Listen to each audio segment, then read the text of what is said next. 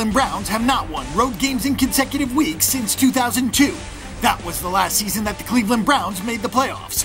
They'll try for their second road win in as many weeks and their third straight road victory on Sunday in Buffalo against the Bills, who are slight favorites.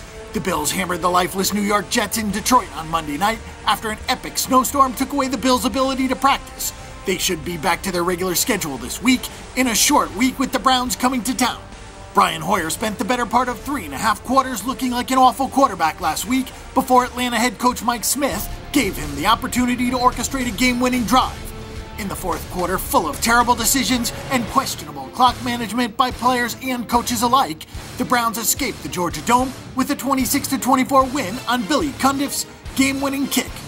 A week after completing just 20 of his 50 pass attempts against Houston, Hoyer was 23 of 40 for 322 yards with no touchdowns and 3 interceptions.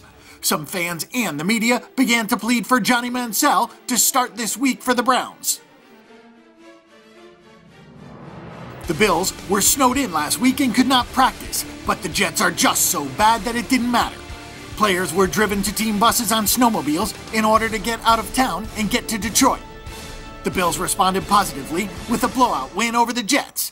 The Bills' offense was efficient, turning a lot of short fields into points. Kyle Orton was 24 of 32 for 230 yards and a couple of scores. The running game accumulated 116 yards on 29 carries, with Fred Jackson getting 10 carries in his return to the field.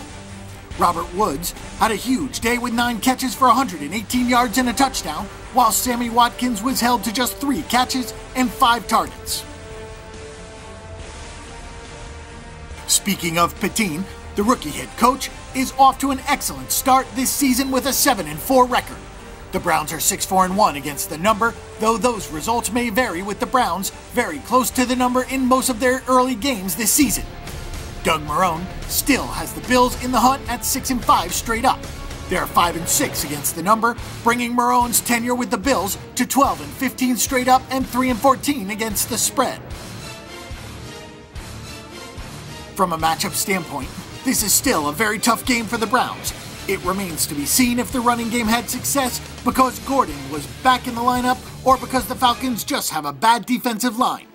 The Bills have one of the best defenses that the Browns have faced. With Hoyer's penchant for inaccuracy and the expectation that the running game won't replicate last week's performance, the Bills should have a clear advantage here. Without Gibson and Dansby questionable, and weather not forecasted to be a factor, Orton and the Bills' passing game should have some success. The Bang the Book Betting Center has everything that NFL bettors need in order to be successful.